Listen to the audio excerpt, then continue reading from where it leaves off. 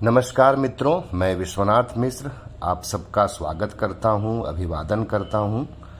आज हम लोग माइकल सैंडल के राजनीतिक दर्शन को समझने का प्रयास करेंगे। माइकल सैंडल के बारे में हम सब जानते हैं कि वे एक समकालीन समुदायवादी विचारक हैं और वे हार्वर्ड विश्वविद्यालय में न्याय के एक पाठ्यक्रम का संचालन करते हैं, जो कि हार्वर्ड विश्वविद्यालय में एक बहुत ही लोकप्रिय विषय माना जाता है। माइकल सैंडल को हम लोग रिवाइवल ऑफ पॉलिटिकल थ्योरी के फील्ड में भी एक प्रमुख हस्ताक्षर के रूप में देखते हैं।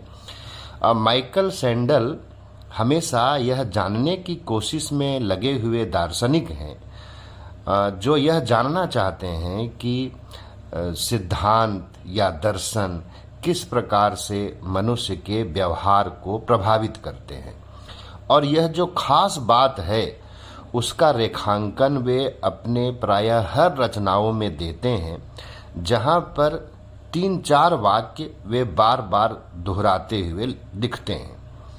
और यदि मैं उन वाक्यों को आपके साथ साझा करना चाहूं तो मैं कह सकता हूं कि माइकल सैंडल लिखते हैं, बार बार लिखते हैं कि राजनीतिक दर्शन एक दृष्टि से अव्यवहार्य है तो दूसरी दृष्टि से यह अपरिहार्य भी है। इस दूसरी दृष्टि से जगत के आरंभ से ही दर्शन हमारे व्यवहारों में प्रतिष्ठित है। हमारे व्यवहार एवं संस्थाएं सिद्धांतों के ही मूर्त रूप होते हैं। एक विशिष्ट प्रकार का व्यवहार करना एक विशिष्ट प्रकार के सिद्धांत से संबद्ध होना भी है।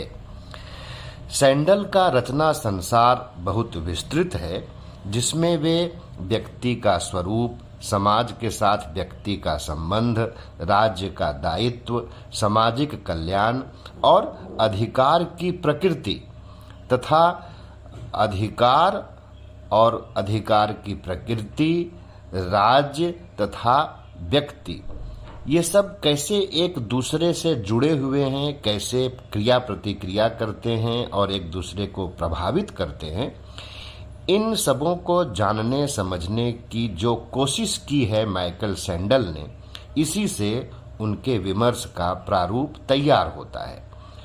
और इसमें वे उदारवाद, समतावाद, उपयोगितावाद और स्वेच्छातंत्रवाद को हम लोग अंग्रेजी में कहते हैं लिबर्टेरियनिज्म, तो इन सबों की वे समालोचना करते हुए दिखाई पड़ते हैं। इस समालोचना के क्रम में सैंडल इन सिद्धांतों की जो आंतरिक विसंगतियों से जो अमेरिकी समाज में खास करके तनाव और असमंजस उत्पन्न हुआ है, माइकल सैंडल उसको रेखांकित करने का प्रयास करते हैं।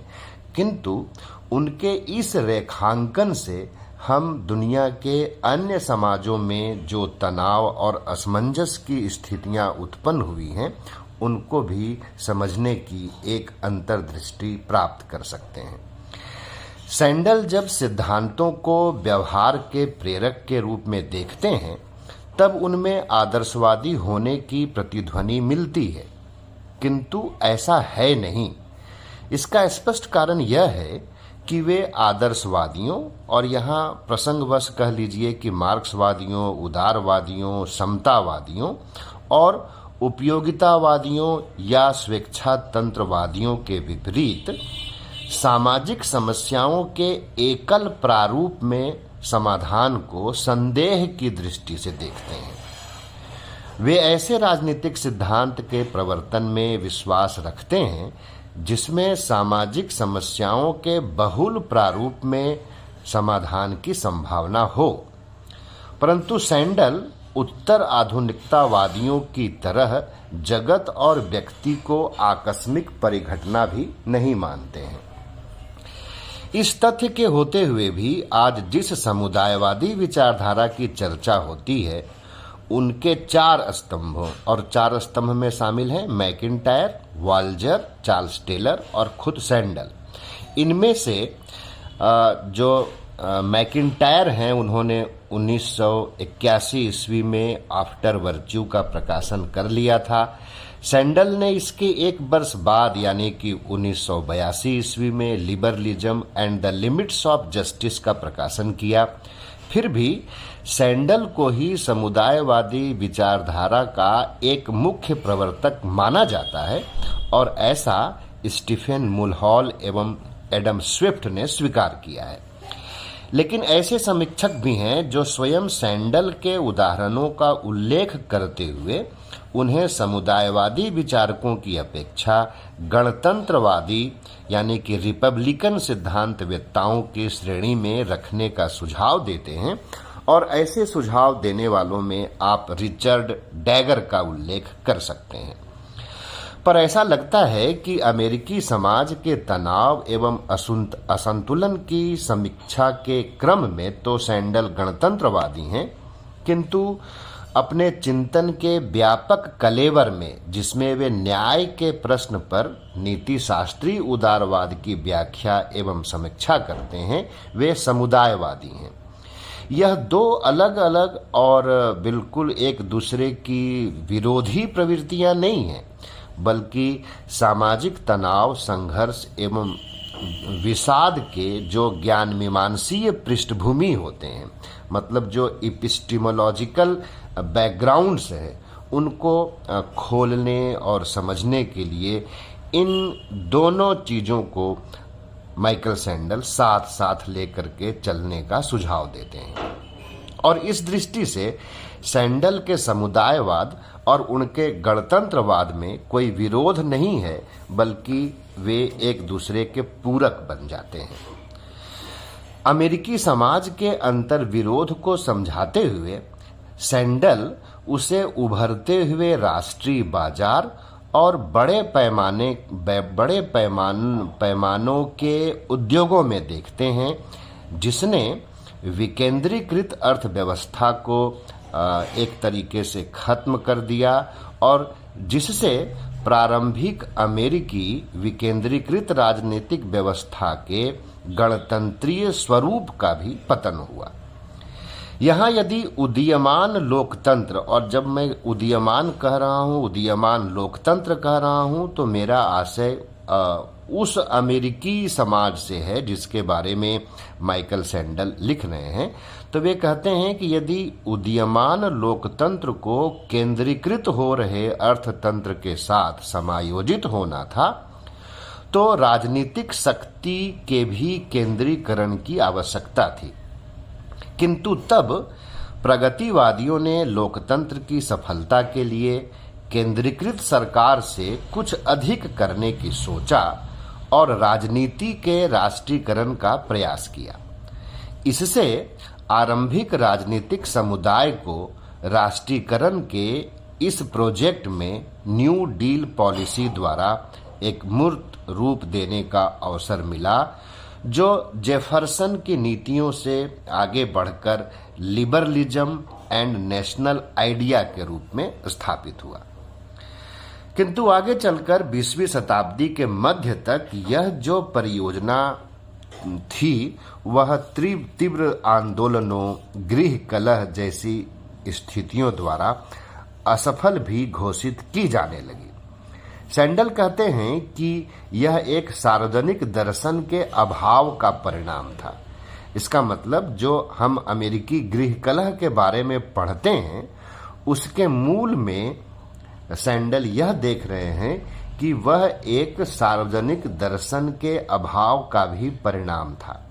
और जरा इसको ठीक से समझने का प्रयास करें तो माइकल सैंडल यह बताने का प्रयास कर रहे हैं कि जिस तरीके से एक सेंट्रलाइज्ड इकोनॉमी को अमेरिका में एडॉप्ट करने की कोशिश की गई, डिसेंट्रलाइज्ड इकोनॉमी की जगह पर वह यह मांग करती थी कि राजनीति का भी स्वरूप सेंट्रलाइज्ड हो, और यह जो कोशिश की गई उसके लिए एक सार्वजनिक दर्शन की भी आवश्यकता थी।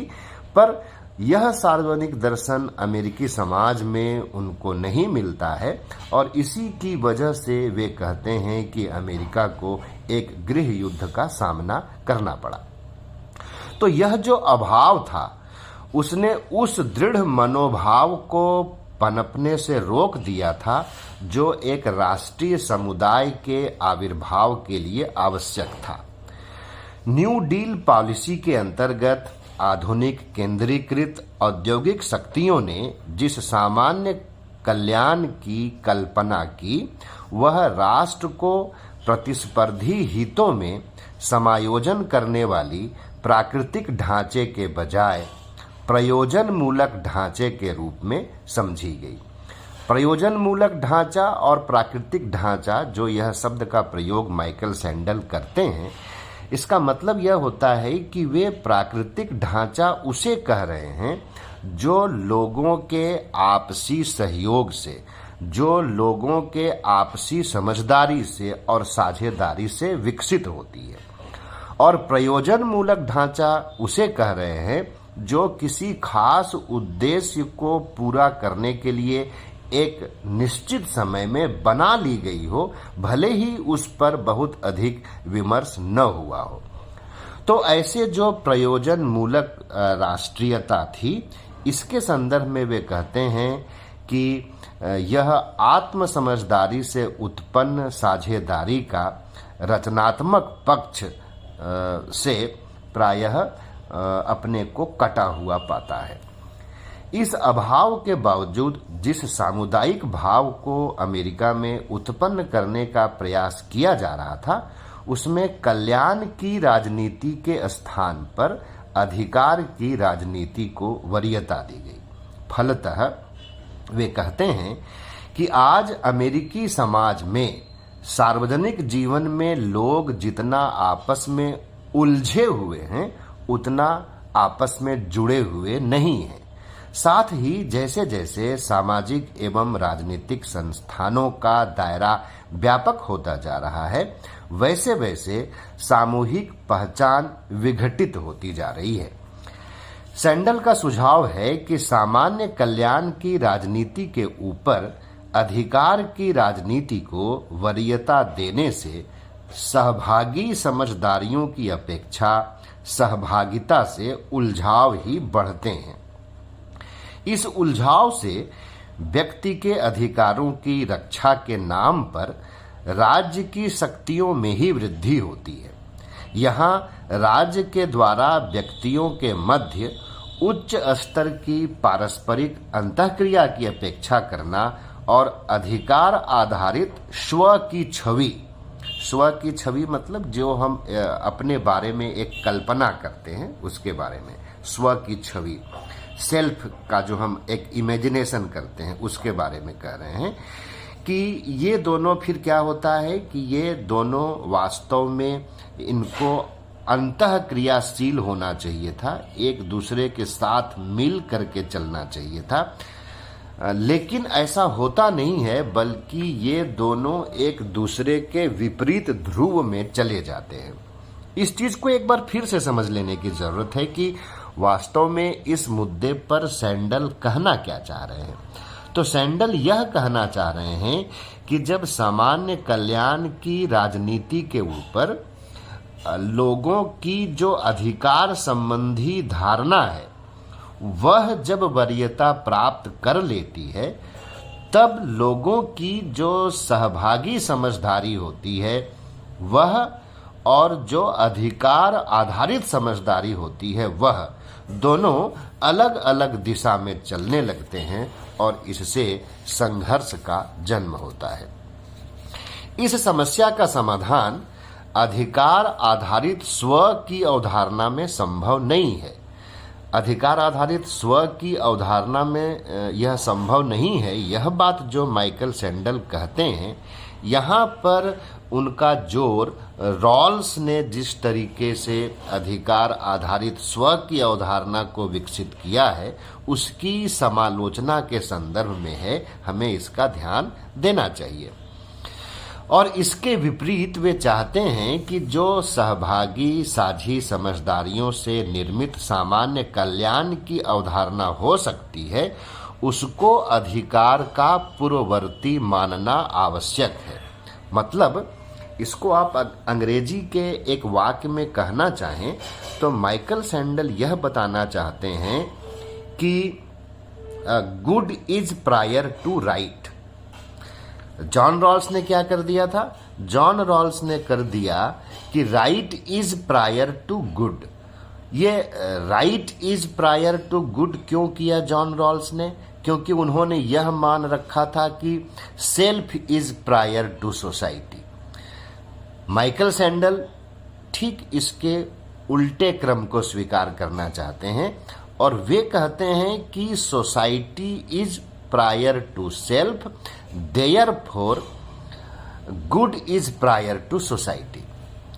लेकिन जिस तरीके से समाज का निर्माण, अर्थव्यवस्था का निर्माण और राजनीतिक संस्थाओं का निर्माण अमेरिकी समाज में हुआ, उसने क्या किया कि उसने अधिकार आधारित स्व की अवधारणा में व्यक्ति की जो सामाजिक निष्ठाएं स्वहित से बाहर की हो सकती हैं, मतलब जो सामाजिक शुभ पर आधारित हो सकती हैं, उनको एक तरीके से किनारे करने की कोशिश की और इसके जरिए अमेरिकी समाज में एक अहमवादी व्यक्ति और व्यक्तिवादी समाज का निर्माण होता है। एक तरीके से देखिए तो यह एक ऐसी समस्या है जो दुनिया के तमाम देशों में पाई जाती है। तो ऐसे जो समाज हैं उनमें विकेंद्रीकृत शक्ति संबंधों के अधीन लोकतांत्रिक संस्थाओं का संचालन संभव नहीं हो पाता है। इसका मतलब यह हुआ कि माइकल सैंडल यह कह रहे हैं कि लोकतांत्रिक संस्थाओं के संचालन के लिए उन संस्थाओं का स्वरूप व्यक्तियों की साझी समझदारी के आधार पर होना चाहिए, उनका निर्माण होना चाहिए, उनकी प्रक्रिया तय की जानी चाहिए। लेकिन उन साझी समझदारियों में यदि हम अधिकार आधारित व्यक्ति की अवधारणा को, व्यक्ति की चेतना को शामिल कर लेते हैं, तब वह साझी समझदारियां अलग चली जाती हैं। तो यह जो अमेरिकी समाज का एक ऐसा विरोधाभास है जिसमें एक और लोग व्यक्तिगत या सामूहिक रूप से उन संस्थाओं पर नियंत्रण न रख पाने का आरोप लगाते हैं, मतलब यह संस्थाएं सामाजिक जीवन पर और जो व्यक्ति की बढ़ती हुई शक्ति संबंधी लिप्सा है उस पर नियंत्रण नहीं लगा पाते हैं, और जो उनके कल्याण के लिए बनी हुई तो हैं, किंतु कल्याण की एक अवधारणा इन संस्थाओं ने स्वयं बना लिया है। मतलब कल्याण की जो धारणा है वह समाज से उद्भूत अवधारणा नहीं है, बल्कि इन संस्थाओं ने ही सामाजिक कल्याण की एक अवधारणा को गढ़ लिया है और उसी के आधार पर वे सामाजिक नियंत्रण, आर्थिक विकास इत्यादि का प्रयास कर रहे हैं।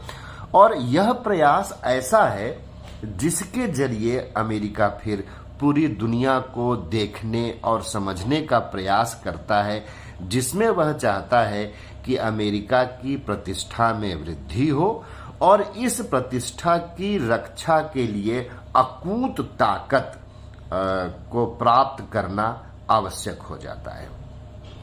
तो यह वह संदर्भ था जो अमेरिकी समाज में जो उलझाव है, जो वहाँ के सिद्धांत और व्यवहार में उलझाव हैं, उनको दिखाने का प्रयास माइकल सैंडल करते हैं।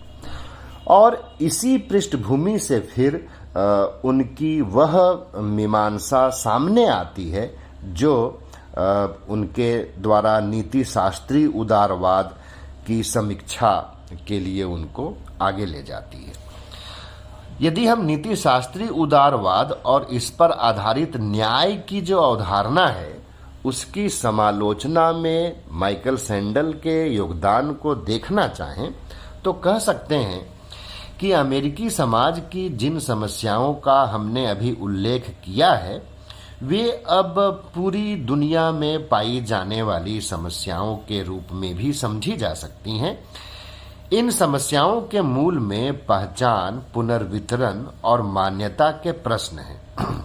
मतलब इनमें आइडेंटिटी, रीडिस्ट्रीब्यूशन और रिकग्निशन के जो प्रश्न हैं वे शामिल हैं। सैंडल ने पश्चिमी राजनीतिक चिंतन की परंपरा के 3 विचार संप्रदायों के साथ इन प्रश्नों का संवाद स्थापित करने का प्रयास किया है। वे कहते हैं कि उपयोगितावादियों ने व्यक्तियों के मध्य विद्यमान विभिन्नता को गंभीरता से नहीं लिया है। उपयोगितावादी समाज को एक ऐसे व्यक्ति के रूप में ग्रहण करते हैं जिसकी एक ही इच्छा है। इसी कारण उपयोगितावादी अधिकतम व्यक्तियों के अधिकतम सुख की योजना में व्यक्तियों के हितों की एक रूपीय व्याख्या करते हैं। इस व्याख्या से तैयार किए गए किसी भी वितरण प्रणाली के द्वारा सभी लोगों में संतोषपूर्ण वितरण की व्यवस्था नहीं बनाई जा सकती है, ऐसा माइकल सैंडल कह रहे हैं। और ऐसा माइकल सैंडल कह रहे हैं उसकी वजह यह है कि आप यदि उपयोगितावाद के मूल गुण सूत्रों को देखिए तो आप यह जानते हैं कि उपयोगितावाद ने जो व्यक्तियों की सुख और दुख की अवधारणा है उसमें गुणात्मक अंतर नहीं किया है, मात्रात्मक अंतर किया है, और इसकी वजह से उसमें एक रूपता पाई जाती है। पर व्यवहार में क्या होता है? व्यवहार में हम यह देखते हैं कि लोगों के सुख और दुख की, शुभ और अशुभ की अवधारणाएं अलग अलग हुआ करती हैं। अब फिर से इसे जो अमेरिकी समाज में संस्था निर्माण का क्रम चल रहा था उससे जोड़कर देखने का प्रयास करें तो आप यह समझ पाएंगे कि किस प्रकार से उन संस्थाओं ने जो उपयोगितावादी मान्यताएं थीं उसी के आधार पर सामाजिक शुभ की अवधारणा को स्थापित किया और वही लोगों में वितरित करने का प्रयास किया। अब ऐसे में समस्या यह हो जाती है कि राज्य जिस वितरण प्रणाली को अपना रहा है और व्यक्ति जिस पहचान को चाहते हैं उनके बीच में संघर्ष और गतिरोध बन जाता है, और यह अमेरिकी समाज में भी देखने को मिलता है और दुनिया के अन्य समाजों में भी देखने को मिलता है। अब यदि इसको आप एक उदाहरण के माध्यम से समझना चाहें तो उदाहरण के लिए हम कह सकते हैं कि वास्तविक सामाजिक जीवन में एक विद्यार्थी को पुस्तक की, सैनिक को हथियार की और मरीज को दवाई की जरूरत होती है, किंतु इन सभी को यदि बांसुरी उपलब्ध करा दिया जाए तो इसे न तो औचित्यपूर्ण पुनर्वितरण की प्रणाली कहा जा सकता है और न ही इसे लोगों के विभिन्न इच्छाओं की पूर्ति संभव है, मतलब इसमें पूर्ति संभव नहीं है। इसी कारण सैंडल मानते हैं कि उपयोगितावाद सामाजिक विविधता और व्यक्तिगत विशिष्टता को पहचानने में असफल है। उनकी यह भी चिंता है कि उपयोगितावादी वितरण प्रणाली में हमेशा व्यक्ति इस बात को लेकर सशंकित रहेगा कि पता नहीं कब किसी व्यापक हित के लिए उसके विशिष्ट हित का बलिदान कर दिया जाए। अब जिस प्रकार से माइकल सैंडल ने उपयोगितावाद की समीक्षा की है उसी प्रकार से वे जो लिबर्टेरियन लिबरल्स हैं, मतलब जो स्वेच्छातंत्रवादी हैं, उनके पुनर्वितरण प्रणाली पर भी प्रश्न चिन्ह लगाया है। वे कहते हैं कि स्वेच्छातंत्रवादियों ने व्यक्ति के जीवन में आकस्मिकताओं की भूमिका को नजरअंदाज कर दिया है, मतलब भाग्य की भी तो भूमिका हो सकती है, उसको नजरअंदाज कर दिया है।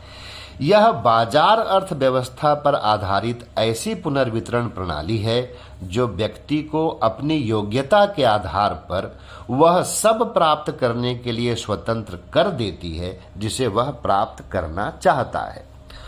पुनर्वितरण प्रणाली में, मतलब इस पुनर्वितरण प्रणाली में, मतलब जो स्वेच्छातंत्रवादी चाहते हैं उसमें राज्य का हस्तक्षेप वहीं तक सीमित है जहां व्यक्ति चोरी एवं धोखे इत्यादि का सहारा लेकर एक दूसरे के स्वतंत्रता एवं अधिकार का अतिक्रमण नहीं करता है। इस हस्तक्षेप के अतिरिक्त राज्य तटस्थता की नीति का पालन करेगा। स्वेच्छातंत्रवादी पुनर्वितरण प्रणाली व्यक्ति के भाग्य से उत्पन्न विशेषाधिकार और दुर्भाग्य से उत्पन्न अकिंचनता की स्थिति से उत्पन्न परिस्थितियों के कारण बाजार अर्थव्यवस्था से होने वाले लाभ एवं हानि की स्थिति में हस्तक्षेप नहीं करेगा। अब ये जो दो आलोचनाएं हमने प्रस्तुत की माइकल सैंडल के द्वारा, जहां एक ओर वे उपयोगितावादी पुनर्वितरण प्रणाली की समालोचना करते हैं, दूसरी ओर वे सैंडल के द्वारा सैंडल कह दिया मैं गलती से, स्वेच्छातंत्रवादियों के द्वारा जो स्थापित पुनर्वितरण की प्रणाली है उसकी समालोचना करते हैं। और उसके बाद वे जब जॉन रॉल्स ने जो समतावादी पुनर्वितरण की प्रणाली की चर्चा की है उसकी भी वे मीमांसा करते हैं, समीक्षा करते हैं। तो यह जो उनकी समीक्षा है उसमें उन्होंने अनेक तर्कों का सहारा लिया है और उनके तर्कों का निष्कर्ष यह होता है कि नीति शास्त्री उदारवाद की विसंगतियों और इन विसंगतियों से उत्पन्न न्याय की सीमाओं का कैसे पता लगाया जाए। तो अब यहाँ पर माइकल सैंडल कहते हैं कि रॉल्स ने अपने न्याय सिद्धांत को शुद्ध प्रक्रियात्मक न्याय की संज्ञा तो दी है। इसका तात्पर्य यह है कि जब सर्वसहमति से न्याय के सिद्धांत को स्वीकार कर लिया जाएगा तब वितरण की जो व्यवस्था अस्तित्व में आएगी वह न्यायपूर्ण होगी। इसमें, जैसा कि रॉल्स मानते हैं, वितरण की प्रक्रिया को ही न्याय संगत बनाना है, न कि किसी पूर्व निर्धारित लक्ष्य की प्राप्ति सुनिश्चित करना है। इस तर्क की ही एक सुसंगत अभिव्यक्ति यह है कि न्याय सामाजिक संस्थाओं का प्रथम सद्गुण है। और इसी वाक्य से रॉल्स अपनी जो उनकी एक कालजयी रचना है अ थ्योरी ऑफ जस्टिस उसका आरंभ करते हैं। सैंडल का मानना है कि रॉल्स जिस शुद्ध प्रक्रियात्मक न्याय को सामाजिक संस्थाओं का प्राथमिक सद्गुण मान रहे हैं वह सामाजिक सद्गुण न होकर एक उपचारी सद्गुण है। मतलब वह एक डायग्नोस्टिक वर्च्यू जैसा है। इस उपचारी सद्गुण की आवश्यकता उदारवाद के अधिकार मूलक और भार मुक्त आत्म, यह जो भार मुक्त आत्म है उसको अंग्रेजी में कहते हैं इन इनकम्बर्ड सेल्फ, और यह जो इन अनइनकम्बर्ड सेल्फ है उसका मतलब होता है ऐसे स्व की अवधारणा जिसमें समाज का प्रभाव, समाज का हस्तक्षेप शामिल नहीं है। तो यह जो अनइनकम्बर्ड सेल्फ की अवधारणा है उससे व्यक्ति परिभाषित हुआ है। और जब रॉल्स का व्यक्ति इस अवधारणा से परिभाषित हुआ है तो उसके जो विरोधी दावे हो सकते हैं उनके विरोधी दावों को छोड़ना जरूरी नहीं पड़ता है। क्यों जरूरी नहीं पड़ता है? क्योंकि यह जो अनइनकम्बर्ड सेल्फ है, भार मुक्त आत्म है, जहां सामाजिकता का प्रभाव उसके ऊपर नहीं है, तो इसका मतलब यह हो जाएगा कि व्यक्ति की जो मांग होगी उस मांग में विविधता नहीं होगी। और जब उस मांग में विविधता नहीं होगी तो जाहिर सी बात है कि उनके दावों में उलझाव नहीं होगा।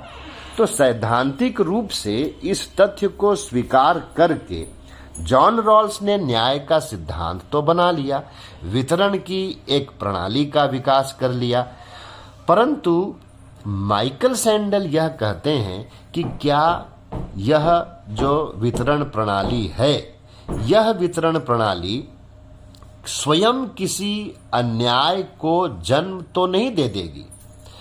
कहीं ऐसा तो नहीं कि यह मैत्री, प्रेम, सौहार्द जैसे सामाजिक गुण हैं उनको समाज से बहिष्कृत तो नहीं कर देगी। और यहाँ पर सैंडल का उत्तर यह होता है कि यदि लोग प्यार या सहभागी लक्ष्यों के कारण एक दूसरे की आवश्यकताओं के प्रति स्वाभाविक अनुक्रिया करेंगे, तब अधिकारों का दावा करने की जरूरत ही नहीं होगी। इस कारण अनेक परिस्थितियों में न्याय की समस्या का समाधान नैतिक निष्ठाओं के अनुपालन से ही संभव है। मतलब यहाँ पर जॉन रॉल्स ने जिस न्याय सिद्धांत की मीमांसा की है, उसकी समालोचना करते हुए माइकल सैंडल यह कह रहे हैं कि जो सामाजिक सद्गुण होते हैं, उन सामाजिक सद्गुणों का पालन करके भी न्याय के लक्ष्यों को प्राप्त किया जा सकता है। इस कारण अनेक परिस्थितियों में न्याय की समस्या का समाधान नैतिक निष्ठाओं के अनुपालन से भी संभव है।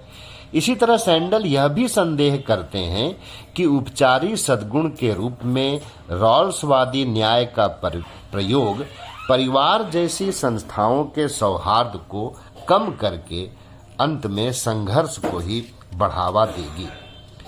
सैंडल ने जो यहाँ पर दावे किए हैं जॉन रॉल्स के खिलाफ, उसके बारे में लिखते हुए विल किमलिका कहते हैं कि न्याय का विचार प्रेम, सौहार्द या एकजुटता को उसके स्थान से हटाती नहीं है। सैंडल ने क्या दिखाया? सैंडल यह दिखाने की कोशिश कर रहे हैं कि वह इन चीज़ों को उनके स्थान से हटा देती है, लेकिन विल किमलिका एक तरीके से देखिए तो वह जॉन रॉल्स का पक्ष लेते हुए दिखाई पड़ते हैं। और विल किमलिका ये कहते हैं कि न्याय के विचार में ऐसा कुछ भी नहीं है जो प्रेम, सौहार्द इत्यादि के जो सद्गुण होते हैं उनका प्रयोग करने से रोकता हो। रॉल्स भी यही कहते हैं कि एक न्यायपूर्ण समाज में दूसरे प्रकार के भी नैतिक गुण होंगे, किंतु उनमें न्याय की ही प्रधानता होगी, क्योंकि न्याय के नियम ही दृढ़ता से समाज को बांधते हैं। किंतु सैंडल इससे और आगे जाने का प्रयास करते हैं और पूछते हैं कि जब मूल स्थिति में विवेकशील वार्ताकारों को अज्ञान के पर्दे के पीछे रख दिया गया है, तब उनमें नैतिक गुणों, सौहार्द और पारस्परिक एकजुटता की सामाजिक अभिव्यक्ति कैसे संभव है? इसके लिए तो समाज को स्व से पूर्ण स्वीकार करना पड़ेगा।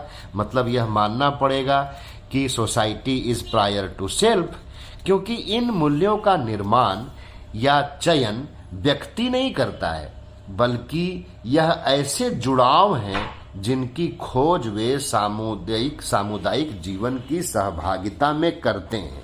मतलब यह मूल्य होते पहले से हैं और व्यक्ति अपने स्व को परिभाषित करते हुए इन मूल्यों से अपने जुड़ाव को दर्शाता है, प्रदर्शित करता है।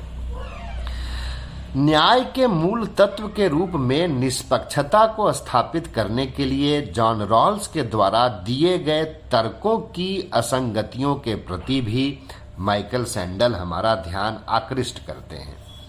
रॉल्स का मानना है कि पुनर्वितरण की प्रणाली में व्यक्ति की पृष्ठभूमि का संज्ञान लिया जाएगा, तब व्यक्तियों के पृष्ठभूमि की विभिन्नता भी वितरण प्रणाली को प्रभावित करेगी और पृष्ठभूमि जन्य सामाजिक आर्थिक लाभ और नुकसान दोनों ही बने रह जाएंगे।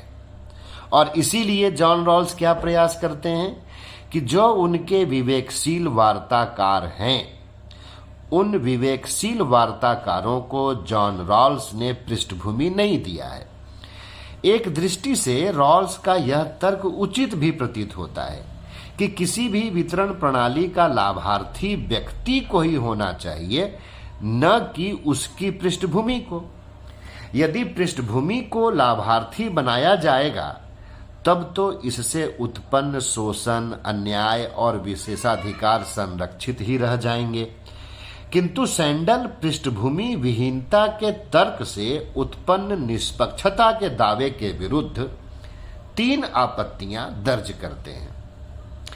पहली बात तो वे यह कहते हैं कि न्याय को निष्पक्षता के आधार पर यदि प्राथमिक सद्गुण मान लिया जाए, तब भलाई एवं परोपकार गौण हो जाएंगे और इस स्थिति में न्याय स्वतः उस स्फूर्त प्रेरणा की जगह जिस प्रेरणा से उद्भूत होगा, मतलब जन्म लेगा, उसमें न्याय एक सद्गुण न रह करके एक शिकंजा बन जाएगा।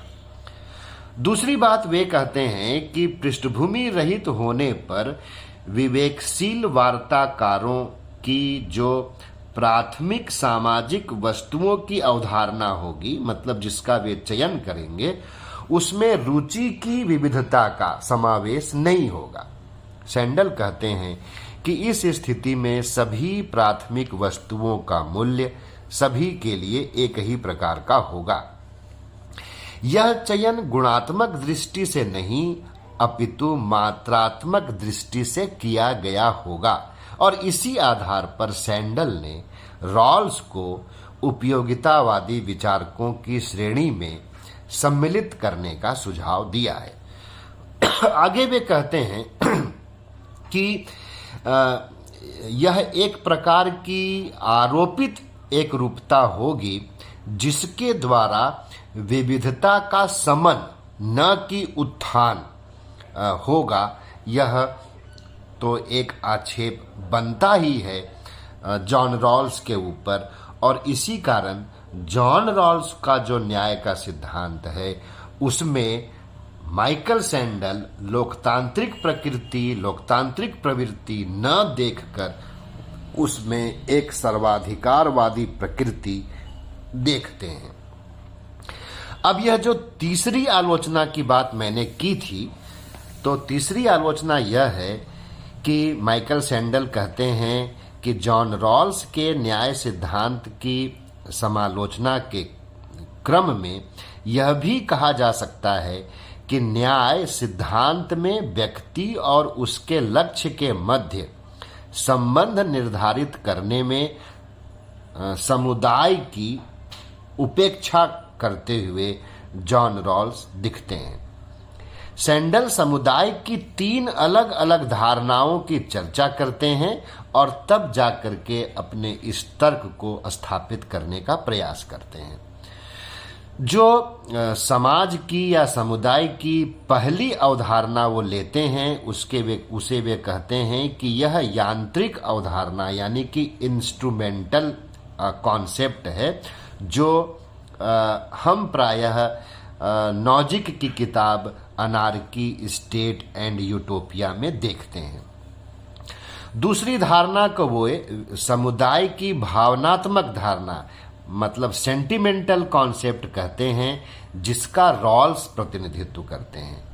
इन दोनों धारणाओं में अंतर यह है कि प्रथम धारणा में व्यक्ति के स्वहित के समक्ष सामाजिक लक्ष्य और परोपकार जैसे सद्गुण का स्वतंत्र आधार नहीं है।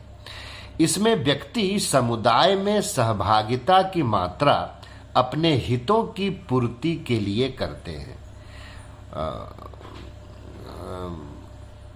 इसमें व्यक्ति, मैं कहना यह चाह रहा था कि इसमें व्यक्ति जो सहभागिता करते हैं सद्गुण में, वह सहभागिता क्यों करते हैं? तो मात्र अपने हितों की पूर्ति के लिए करते हैं और समुदाय का स्वरूप भी इस धारणा में निजी हितों के योग से अधिक नहीं होता है।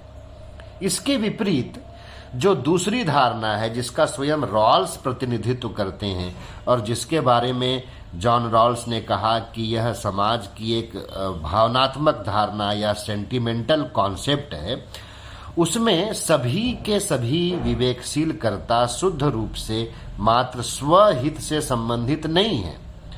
उनमें अनेक ऐसे भी हो सकते हैं जो भलाई और परोपकार से प्रेरित हों। सैंडल के अनुसार रॉल्स के सिद्धांत में प्रायः व्यक्ति स्वहित का साधक है, जिनमें सामुदायिक रुझान हो सकता है, किंतु जब स्व को कल्याण से पूर्व मानकर, यानी कि right is prior to good, या इसको एक दूसरे संदर्भ में जब कहते हैं तो हम जब उसको कहते हैं कि self is prior to society मानकर इसका निरूपण किया जाता है जैसा कि रॉल्स ने किया है, तब व्यक्ति के सामुदायिक रुझान से उत्पन्न सद्गुण समाप्त हो जाता है। समुदाय की तीसरी दृष्टि को वे कंस्टिट्यूटिव कहते हैं और यह कहते हैं कि यह एक संगठनात्मक दृष्टि है और इस दृष्टि से समुदाय के समक्ष व्यक्ति की पहचान गौण हो जाती है।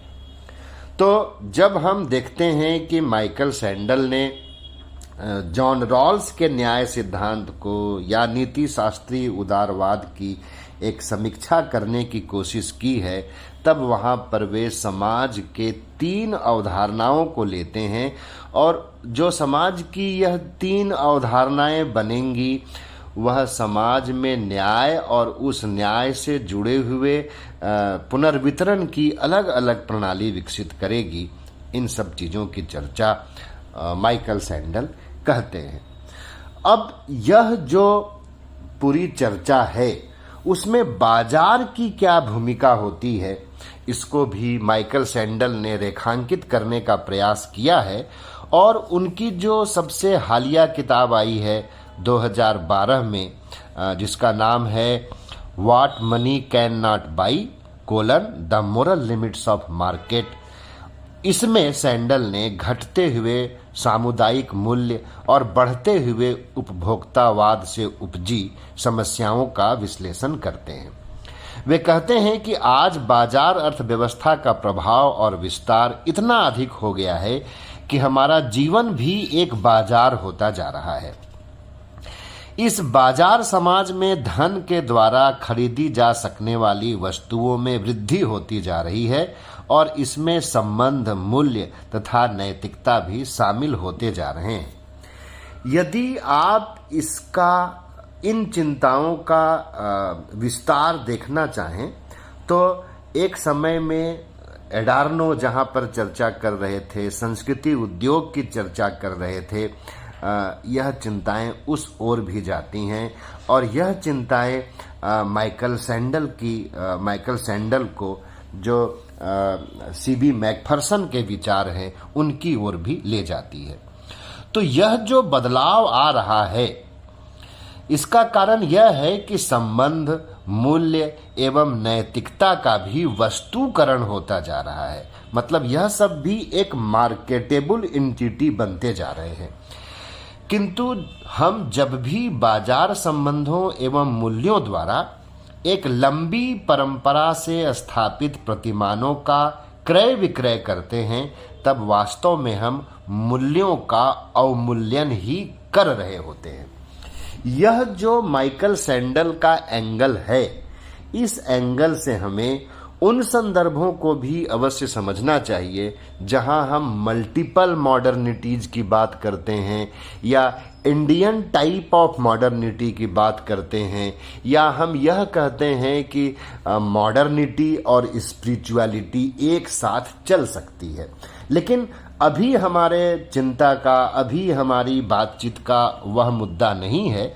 मैंने तो सिर्फ यह रेखांकित करने का प्रयास किया है कि इन संदर्भों को भी माइकल सैंडल के एंगल से समझा जा सकता है। अब जो माइकल सैंडल यह दावा कर रहे हैं कि जो संबंध है, संस्कृति हैं, उनका भी वस्तुकरण होता जा रहा है और इससे हम मूल्यों का अवमूल्यन ही कर रहे हैं, तो यह जो वो दावा करते हैं उनको वे अनेक उदाहरणों से समझाने का भी प्रयास करते हैं। और यहाँ पर वे सांता बारबरा या कैलिफोर्निया में कोई कैदी है मान लीजिए, और वह अपने कैद खाने से असंतुष्ट है। ये जो मैं उदाहरण दे रहा हूँ, इसका उदाहरण खुद माइकल सैंडल ने what money can not by: the moral limits of market में किया है। तो कह रहे हैं कि मान लीजिए सांता बारबरा या कैलिफोर्निया में कोई कैदी है जो अपने कैद खाने से असंतुष्ट है और वह चाहता है कि वह रुपए पैसे दे करके उस कैद खाने को थोड़ा सजा ले, उसमें अपनी सुविधा की कुछ चीजों को रखवा ले। तो अब राज्य उसको ऐसा करने की सुविधा देगा, इस ओर हम देखते हैं कि नीति निर्माण होने लग गए हैं। इससे भी एक रोचक दूसरा उदाहरण माइकल सैंडल देते हैं, और जिसमें वे व्यक्ति के नैतिक चरित्र में किस प्रकार की गिरावट आ रही है, इसको वो सोचने समझने का एक एंगल देते हैं। और यहाँ पर वे डे केयर सेंटर्स का जिक्र करते हैं और बताते हैं कि डे केयर सेंटर में जब अभिभावक लोग अपने बच्चों को देर से लेने के लिए जाने लग गए, तो डे केयर सेंटर्स ने क्या किया कि अभिभावकों पर इसके लिए कुछ आर्थिक दंड की व्यवस्था कर दी। तो देखा यह गया कि वे अभिभावक अब उस आर्थिक दंड को दे देते हैं, और बदले में क्या होता है कि वो और देर से जाते हैं। अब यहाँ सोचिए कि उनको पता है कि हम आर्थिक दंड दे करके और देर से भी जा सकते हैं, हम अपने फैक्ट्री में या ऑफिस में ज़्यादा टाइम काम कर सकते हैं, बच्चे को जा करके हम बाद में भी ले आएंगे। तो क्या इससे बाजार ही नहीं बढ़ रहा है? और जब बाजार बढ़ रहा है तो फिर बच्चे और अभिभावक के बीच में जो एक लगाव है, आत्मीयता का संबंध है, वह कहाँ रुक जाता है, या उसको कौन रोक दे रहा है? तो उसको रोक दे रहा है यह बाजार, उसको रोक दे रहा है यह उपभोक्तावाद, और जिसको हम आजकल एक अपनी सुविधा के हिसाब से समझते हैं कि यह अच्छा है या यह एक नैतिक मूल्य है, क्योंकि हम देर से जाने के बदले उसके बारे में कुछ अर्थदंड चुका देते हैं। लेकिन आखिर अभिभावक और बच्चे का भी तो एक प्राकृतिक रिश्ता है, बच्चे को भी तो समय मिलना चाहिए था। इन चीज़ों पर यदि हम विचार करेंगे तो देखेंगे कि माइकल सैंडल कितनी सही बात की ओर हमारा ध्यान आकृष्ट कर रहे हैं।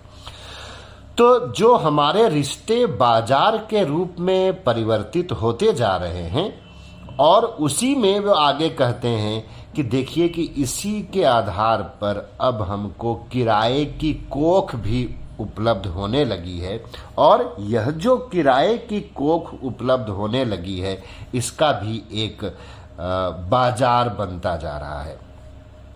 इस बाजार पर सैंडल सवाल करते हैं कि क्या एक लोकतांत्रिक समाज में बाजार की यही भूमिका है, और कैसे सामाजिक संबंधों एवं सामाजिक मूल्यों के वस्तुकरण एवं फिर उन्हें मार्केटेबल एंटिटी मतलब पण्य वस्तु होने से बचाया जा सकता है। सैंडल का उत्तर है कि हमारा व्यवहार और हमारी संस्थाएं हमारे सिद्धांतों की ही मूर्त रूप होती हैं, जिसके बारे में मैंने शुरू में ही जिक्र किया था। सिद्धांत में हमारे स्व का स्वरूप जो होगा, वैसे ही लोगों को, वैसे ही समाज का सामना भी करना पड़ेगा। तो समाज में यह सब जो बदलाव आ रहे हैं, माइकल सैंडल कहेंगे कि वास्तव में हमने अपने सेल्फ को उसी तरीके से परिभाषित कर लिया है, और हमने उसको परिभाषित नहीं किया है। मतलब जो लोगों की साझी समझदारियां थीं, लोगों के साझे विरासत थे, उन सब ने मिल करके इस सेल्फ का निर्माण नहीं किया है, बल्कि आप इतिहास में पीछे चले जाइए तो जिसके बारे में माइकल सैंडल कह रहे थे कि एक विकेंद्रीकृत अर्थव्यवस्था को तोड़कर जो केंद्रीकृत अर्थव्यवस्था के निर्माण का प्रयास अमेरिका में हुआ, और इसके लिए जो वहां पर एक नेशनल कॉन्शसनेस डेवलप करने की कोशिश की गई, और इन सब को मूर्त रूप देने के लिए जिन संस्थाओं का निर्माण हुआ, उन सब ने मिल करके एक ऐसे ज्ञान का निर्माण किया जिस ज्ञान में वह स्व परिभाषित हुआ, जिस स्व से आज का हमारा समाज, आज का हमारा उपभोक्तावाद और आज का हमारा जो बाजार होता हुआ समाज है, उसके मौलिक गुणसूत्र मिलते हैं। सैंडल की मूल चिंता समाज में बढ़ती हुई आर्थिक असमानता से उत्पन्न नैतिक मूल्यों का क्षरण है। अपनी what money can not by में वे रूसो के इस कथन के प्रति सहमति दर्शाते हैं कि किसी भी नागरिक को इतना धनी नहीं होना चाहिए कि वह किसी दूसरे को खरीद सके, और किसी नागरिक को इतना गरीब भी नहीं होना चाहिए कि उसे अपने आप को बेचने के लिए बाध्य होना पड़े। सैंडल गणतंत्रीय नागरिकता की अवधारणा में इन समस्याओं का समाधान खोजते हैं, जिसके बारे में वे कहते हैं कि यह अपने हितों की प्राथमिकता के आधार पर मताधिकार से सरकार चुनने भर की प्रक्रिया से कहीं अधिक है। यह स्वशासन की धारणा पर आधारित नागरिकों के स्वतंत्र क्रय और परस्पर सम्मान तथा सहयोग पर आधारित है। गणतंत्रीय नागरिकता की धारणा में यह भी शामिल है कि नागरिक मूल्य बाजार के मूल्य से अधिक महत्वपूर्ण होते हैं और नागरिक मूल्यों को बाजार के मूल्यों से अधिक शक्तिशाली प्रेरक तत्व के रूप में देखा जाना चाहिए। अब यदि यहाँ पर आकर के हम माइकल सैंडल के राजनीति दर्शन की एक समीक्षा करने का प्रयास करें तो कह सकते हैं कि सैंडल के चिंतन की शैली ऐसी विशिष्ट शैली है जिसमें वे कैंची से तलवार का काम करते हुए दिखाई पड़ते हैं, और यही उनके चिंतन की सीमा भी है और यही उनके चिंतन की विशिष्टता भी है। जब इस शैली में वे समाज की समस्याओं का विश्लेषण करते हैं तब बड़े रोचक एवं प्रभावशाली दिखाई पड़ते हैं, किंतु जब इन समस्याओं के समाधान की बात आती है तब वे बार बार व्यक्ति की खोखली अवधारणा को सभी समस्याओं के मूल में दिखाने की कोशिश करते हैं। यह एक नीति शास्त्रीय प्रयास बनकर रह जाता है। इसमें जैसा कि टेलर लिखते हैं कि सैंडल स्वस्थित व्यक्ति मतलब सिचुएटेड सेल्फ एवं भार मुक्त आत्म यानी कि अनइंकम्बर्ड सेल्फ की विभिन्न अवधारणाओं को खोलते हुए दिखाई पड़ते हैं। उनके चिंतन में कांट के नीति शास्त्रीय उदारवाद के प्रति एक ही साथ विरोध और समर्थन की योजना भी मिली हुई है।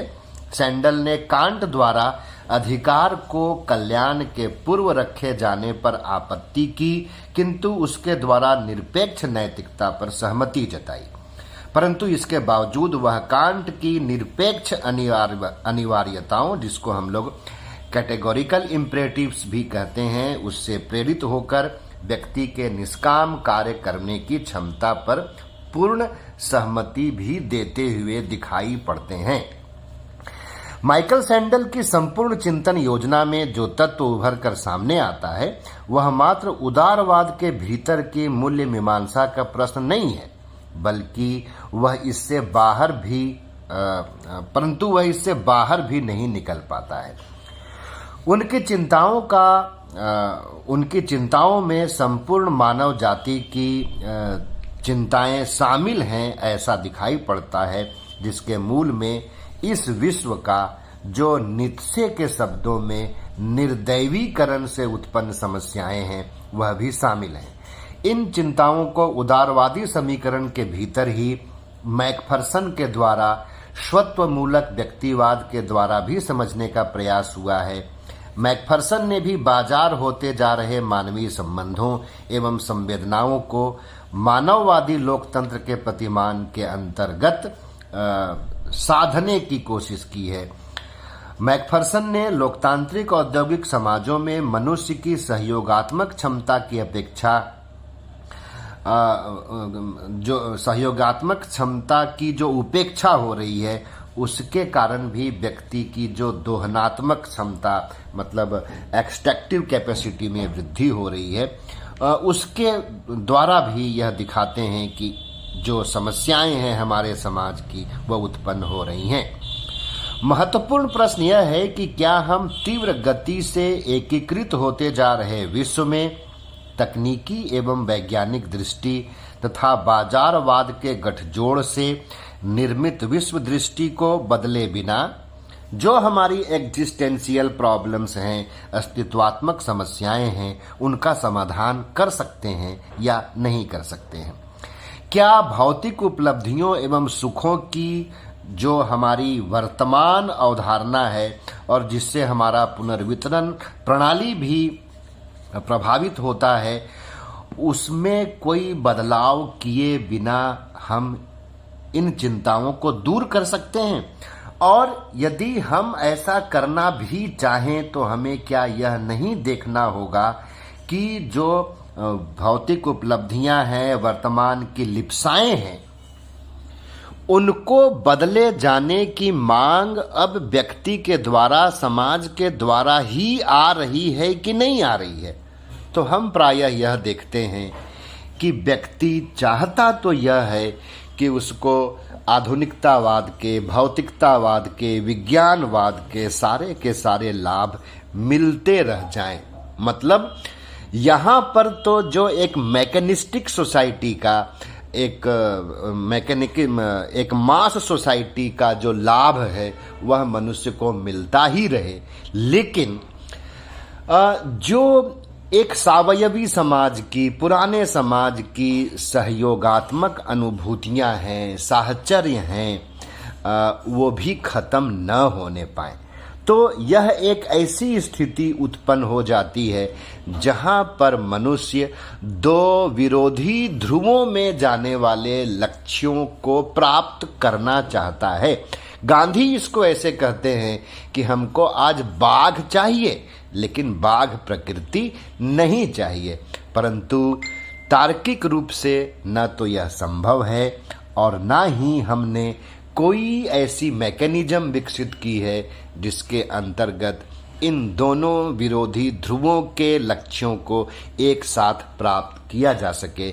इसीलिए जो हमारा आज का समय है, जो हमारा आज का समाज है, उसमें इस तरह के अंतर विरोध दिखाई पड़ते रहते हैं और इसको दूर करने की चिंताएं भी दुनिया के प्रायः सभी समाजों में दिखती रहती हैं। तो मित्रों, आज के लिए इतना ही। हमारी आपकी फिर मुलाकात होगी। आप अपना ख्याल रखिएगा। नमस्कार।